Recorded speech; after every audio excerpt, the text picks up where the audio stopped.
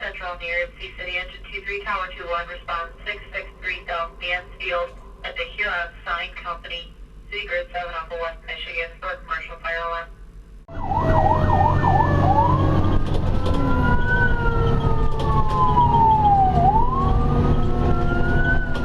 Mike Loria.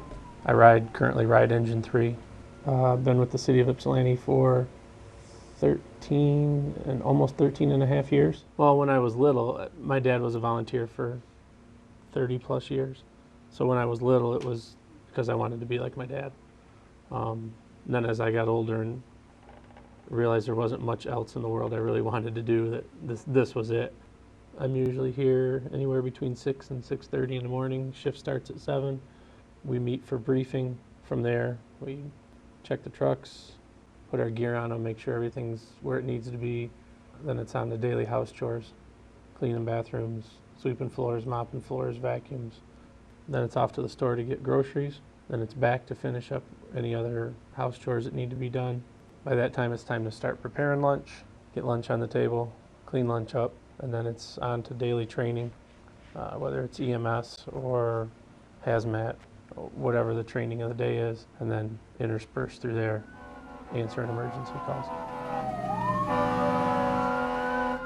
If it weren't for us, the building wouldn't be maintained, the trucks wouldn't be maintained. We take pride in this place. This is where we live a third of the time, so we take care of it. We keep it clean. We keep the bathrooms clean. We're constantly training. There's always something going on. When I was a kid, I always thought that this was just, you became a fireman and you came and helped people and nobody questioned it. And unfortunately, and sometimes painfully, it has come to the realization that, and I'm not really sure why, but the business or job of saving lives and property has become horribly political. When I first came in, you had 33 people here, 11 per shift. Through attrition, guys retiring, and then not filling slots, you go down from 7 per shift. So now we're down to 5 per shift. So 5 per shift, they still want you to do the same as 11, which is very hard, putting a lot of demand on the firefighters, mentally and physically. And being here 24 hours out of the day, people just don't understand how much mental stress you go through. They think it's all physical, but it's more mental.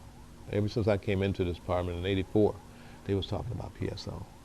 So now they're talking about a hybrid PSO. It's about change, but we don't know about what type of change it's going to be. Change is good. That's the only way we can grow from change. But we can't be stagnant or a dinosaur and think everything's going to remain that same because we get left behind. It's just unsure.